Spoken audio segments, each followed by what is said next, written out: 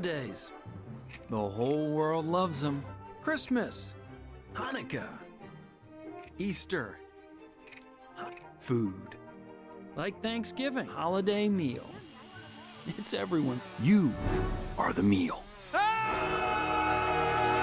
بتبدأ قصتنا مع ريجي، ديك رومي مختلف عن بقية القطيع بتاعه اللي في المزرعة، وعلشان كده كان بيحاول انه يفهمهم ان صاحب المزرعة بيأكلهم علشان يكبروا ويذبحهم، بس هما ما كانوش مهتمين بكلامه وبيجروا على صاحب المزرعة اول ما بيشوفوه علشان يأكلهم. ده حتى لما بياخد حد منهم علشان يذبحه التانيين بيفكروه انه واخده لعالم تاني احسن زي الجنة كده. ريجي طول عمره حاسس بالاختلاف عن بقية القطيع حتى من هم صغيرين، لان كان لونه مختلف عنهم. بالليل بيدخل ديك رومي عليهم ضعيف كده وشكله تعبان، بيقول لهم ان ريجي كلامه صح وان البشر فعلا بياكلوهم علشان يذبحوهم، وان في مؤتمر بره شغال وانه سمع فيه الكلام ده. بيقول لهم ان هم لازم يهربوا اول ما باب الحظيره ده يتفتح، بس الديوك بيقرروا ان هم يضحوا بريجي ويرموه هو اول واحد بره. فعلا بيرموا ريجي واللي بتقابله بنوته صغيره اسمها ليان، بتجري بيه لحد المؤتمر اللي بيعملوه واللي كان بيتكلم فيه رئيس امريكا، والمفروض ان هم كانوا هيختاروا ديك رومي علشان يعفوا عنه وانه مش هيتاكل في عيد الشكر ده. ليان بتطلب من الرئيس ان ريجي يبقى هو الديك ده، بس هو ما بيوافقش في الاول، بس لما بتعيط ليان قدام المصورين والصحافة بيضطر ان هو يوافق. بنعرف بعدها ان ليان تبقى بنت الرئيس واللي بتقرر ان هي تاخد ريجي معاها، ومن ساعتها بيبدأ فصل جديد في حياة ريجي. بيتنقل ريجي للحياة في البيت الابيض، وهناك وهو بيتفرج على التلفزيون بيتأثر بقصة الفيلم والبطل بتاعه واللي كان شبه قصته. بيقرر ريجي ان هو لازم يعمل زي البطل ويرجع للقطيع اللي طردوه ويثبت لهم ان هو ناجح وانه كلامه كان كله هو اللي صح. بس فجأة وريجي قاعد بيتفرج على التلفزيون بيجي حد وبيخطفه وبيطلع يجري بيه. بنشوف انه ديك رومي ضخم بيقول لريجي انه من منظمة تحرير الديك الرومي، وان الديك العظيم بذات نفسه كلفه بمهمة انه يحرر كل الديوك الرومي، وانه اختار ريجي بالاسم علشان يبقى معاه في المهمة دي، وان المهمة دي عبارة عن ان هم يسافروا بالزمن لورا لأول مرة حد ياكل الديك الرومي علشان يمنعوه. بيدخلوا المكان القاعدة السرية، وبالصدفة ريجي بيكتشف المقبض اللي بيحول الأوضة العادية لمدخل القاعدة السرية. كانوا بيدوروا على مكان آلة الزمن، وريجي كان بيحاول يضلل جيك علشان ما كانش عايز يروح معاه للمهمة دي في الوقت اللي نزل فيه الرئيس للمكان ده مع رجالته علشان يجربوا آلة الزمن. الحرس بتوع آلة الزمن لما بيشوفوا ريجي اللي كان مفكرهم ان هم هيرجعوه للبيت بيجروا وراه، كانوا عايزين يشوفوه بالنار بس جيك بينقذه. بيجري الاتنين والحراس بيفضلوا يطاردوهم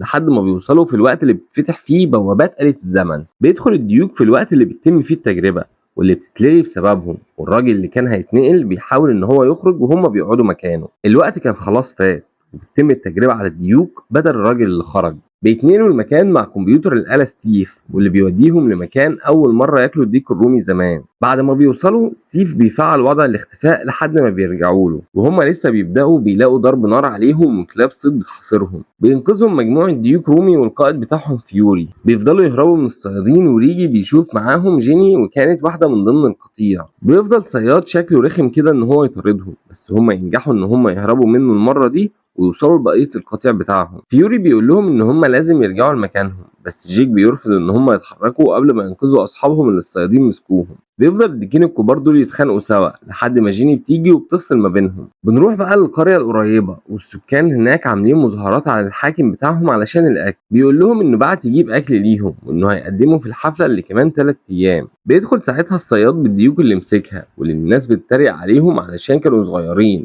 وكمان ان هم عمرهم ما اكلوا الديوك دي قبل كده. بنرجع لريجي وجيني واللي كانوا وصلوا مع بقيه القطيع للمكان اللي فيه المستعمره بتاعتهم. بيشوف ريجي ان الديوك كلها بتشتغل وبتساعد بعض ومتعاونين، وبيقول لجيني ان كل ده هيختلف في المستقبل. جيك بيتكلم مع القطيع وبيقول لهم ان هو جاي من المستقبل علشان يحررهم ان هم يبقوا الاكله الرئيسيه في عيد الشكر. المستشار بتاع القائد الديك العجوز ده بيقدر يعرف انه فعلا جاي من مكان بعيد وما بيكدبش عليهم. بياخدهم بعدها القائد برود بيك علشان يوريهم المكان، وبيوريهم مكان الاطفال وازاي هم بيهتموا بيهم لان هم دول المستقبل، وبيعرفهم ان هم كمان مسالمين وبيدافعوا عن نفسهم وبس. بنروح للصيادين اللي كانوا متضايقين ان الديوك هربت منهم النهارده، وبيقرروا ان هم الصبح يطلعوا في حملة علشان يدوروا على المكان اللي بيعيشوا فيه. تاني يوم الصبح هناك في القطيع القائد كان بيكلف كل حد بمهمته. مهمة ريجي وجيني ان هم يدمروا الافخاخ بتاعة الصيادين. ريجي بالغلط بيقع على الافخاخ دي وبيدمروها كلها وجيني بتعجب بيه اكتر. بس فجأة بيلاقوهم كلاب الصيد واللي بيجروا وراهم لحد ما ريجي بياخد جيني على السفينة اللي جايين بيها، بيركبوها وبيختفوا. ولما الصياد بيمشي ورا اثارهم بيلاقيها اختفت في المكان ده. بيقدر ان هو يرمي عليهم حاجه وساعتها السفينه بتظهر. ريجي بيطير بالسفينه لفوق والصياد ما كانش مصدق اللي بيحصل ده. جيني طبعا بتتصدم من اللي بتشوفه، وريجي بيعرفها ان هم فعلا من المستقبل وبيشرح لها كل حاجه. لما بينزلوا الارض تاني ستيف بيعرف ريجي ان السفينه كملت الشحن بتاعتها وان هم ممكن يرجعوا في الزمن، بس هو بيقول له ان هم لسه ما خلصوش المهمه. بنروح بعدها لجيك وفيوري اللي القائد كان مكلفهم بمراقبة القرية. بيشوفوا الناس هناك وهم بيجهزوا للعيد واللي الحاكم قال لهم عليه. جيك بيقرر ان هو لازم يدمر العيد ده علشان يمنع اكل الديك الرومي من الاساس. ريجي كان بيعرض على جيني ان هي ترجع معاه للزمن بتاعه، بس هي كانت رافضة علشان تقعد وتحمي القطيع بتاعها. وهم بيتكلموا جيك كان جه واخد ريجي علشان يساعده في تدمير العيد زي ما الديك العظيم طلب منه. ريجي بيقول له ان هم صعب يدخلوا القرية وكمان ان مفيش حاجة اسمها الديك العظيم. بيحكي له ساعتها جيك قصته من الاول، وان هو اتولد في مزرعة لتسمين الديك الرومي. مامته طلبت منه ان هو يهرب بكام بيضة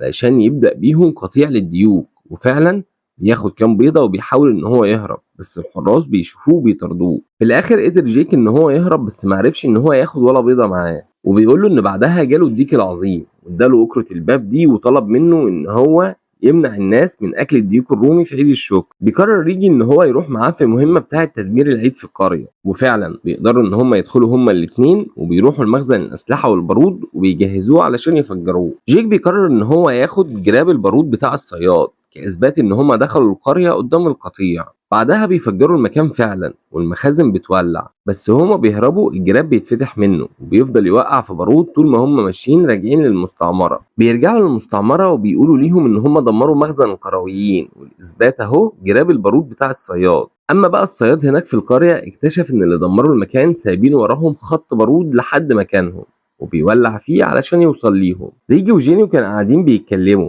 لما بيشوفوا خط النار اللي جاي عليهم، فبيعرف ان مكانهم اتكشف. ريجي بيلوم جيك ان هو السبب في كشف مكانهم وجيك بيهرب من قدامه. القائد بيأمر القطيع بتنفيذ خطة الطوارئ للإخلاء، وفعلا بيخرجوا من فتحات في المكان، بس الناس بيقدروا يمسكوا شوية منهم فبيرجعوا تاني. الصياد مايلز بيبعت وراهم الكلاب وكمان بيولع في المدخل بتاع المستعمرة. جيني كان كل همها الكتاكيت ان هي تنقذهم، وريجي بيروح معاها بس بيتحاصروا بالنار. بيظهر لهم ساعتها جيك بعد ما بيكون انقذ الاطفال وجابهم معاه، وبيجروا كلهم علشان يخرجوا من المكان. القائد بيضحي بنفسه علشان يقدروا هم ينقذوا نفسهم والاطفال معاهم قبل ما المكان كله يولع ويقع عليهم. بعدها بيتجمع اللي فاضل من القطيع علشان يختاروا قائد جديد ليهم بعد بروك بيك واللي بتكون جيني. ريجي بياخد بعضه وبيروح للسفينة علشان يرجع، وجيك بيحاول انه يقنعه انه يفضل علشان يساعدوهم، بس هو كان شايف ان هم بيضروهم مش اكتر وبيسيبه وبيرجع فعلا. لما بيرجع في الزمن بيلاقي هناك نسخة تانية منه، واللي بيفضلوا يشدوا الباب قصاد بعض لحد ما بيتخلع في ايده أكرة الباب. بيظهر له بعدها كام نسخة ليه وبيعرفوه ان هو لازم يرجع لجيني ويساعدهم، وان هو يبقى الديك العظيم اللي كلف جيك بالمهمة دي،